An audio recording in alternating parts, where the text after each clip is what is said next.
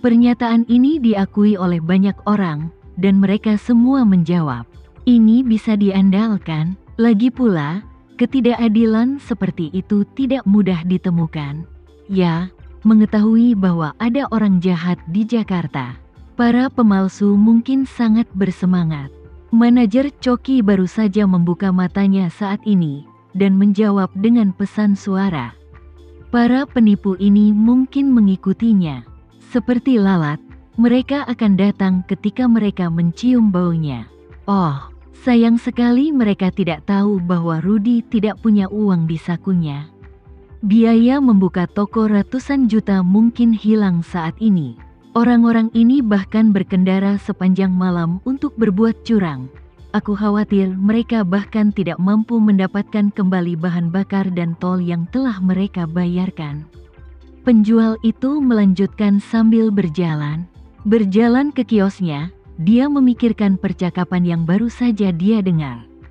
Dan kemudian dengan cepat berkata di dalam kelompok, "Semuanya, sepertinya aku ingat ada orang dari luar kota tadi."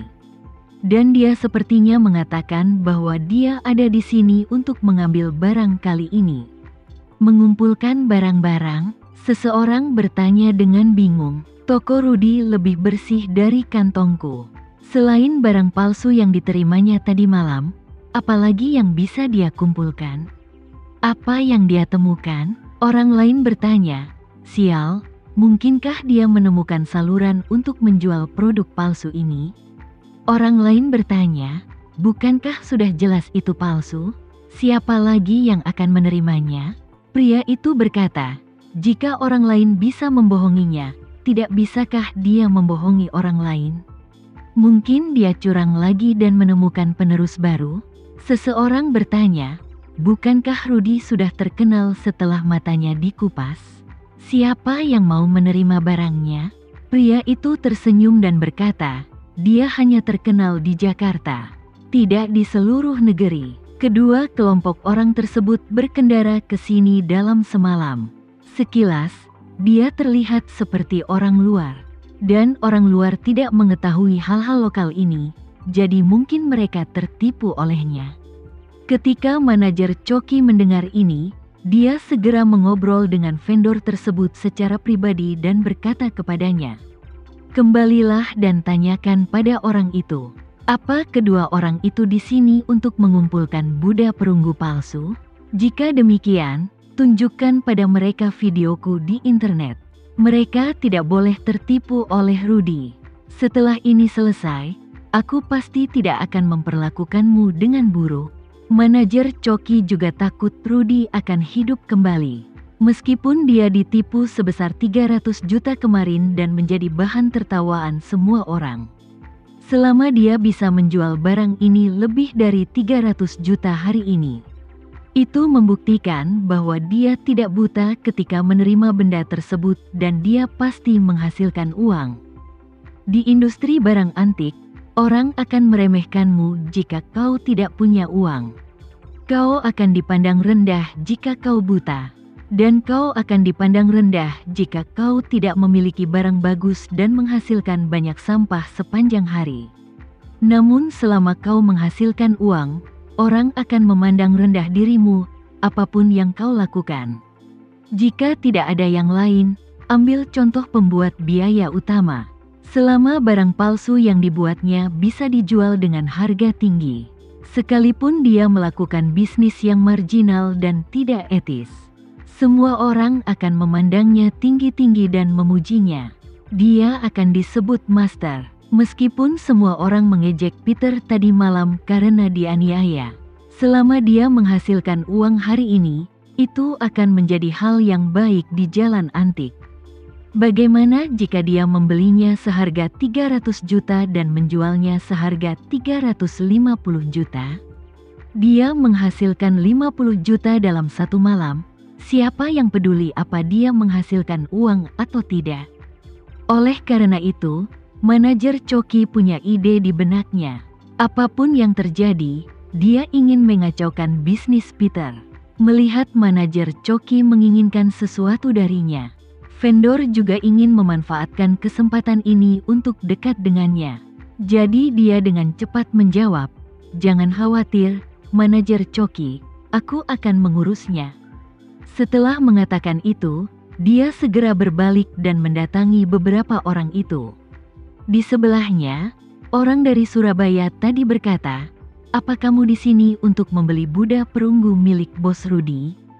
Orang dari Surabaya bertanya dengan penuh kewaspadaan, "Kamu tahu Buddha perunggu itu?" "Aku tahu," penjual itu berkata sambil tersenyum, "aku sangat mengenal Buddha perunggu itu. Ini sudah terkenal di area seluas 3 hektar di Jakarta."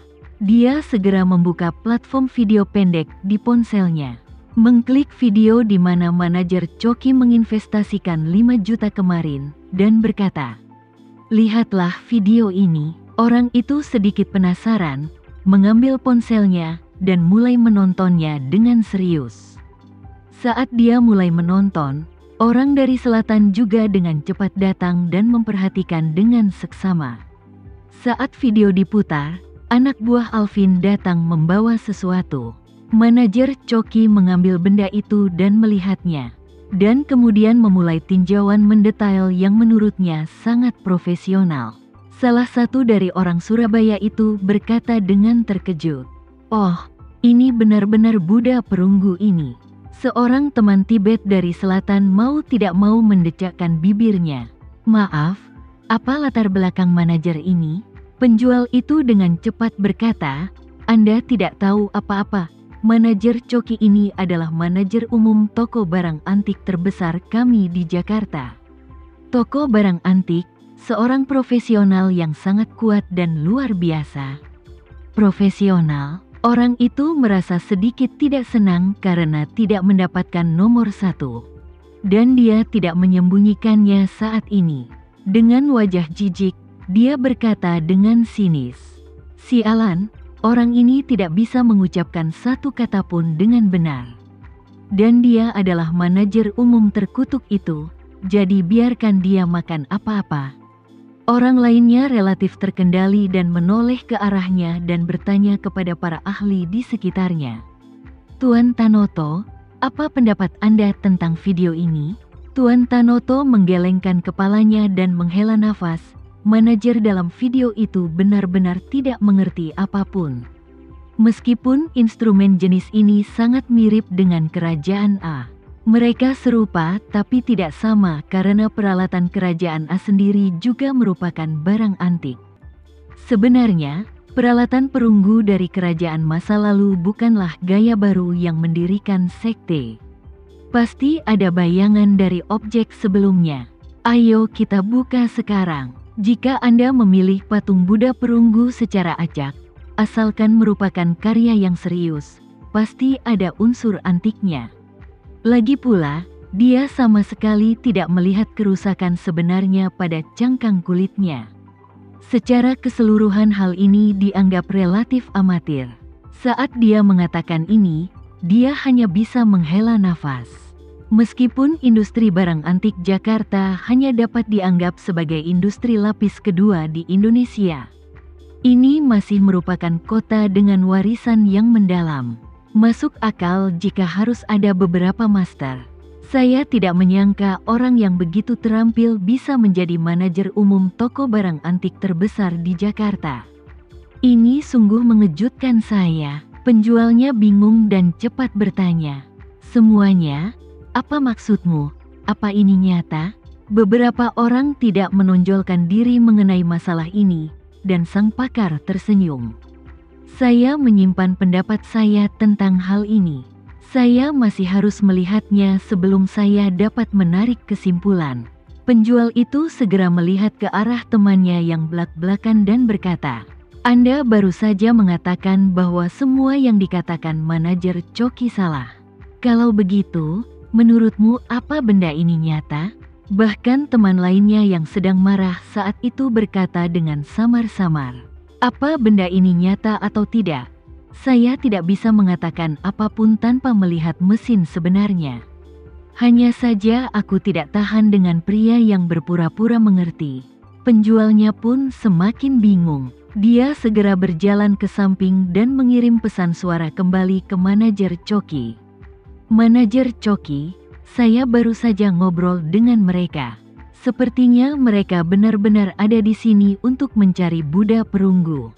Manajer Coki bertanya dengan cepat, apa kau memberitahu mereka bahwa apa yang kau katakan itu salah? Apa kamu membiarkan mereka menonton videonya? Penjual berkata, video tersebut telah ditonton oleh mereka. Tapi mereka sepertinya tidak setuju dengan apa yang kau katakan di video.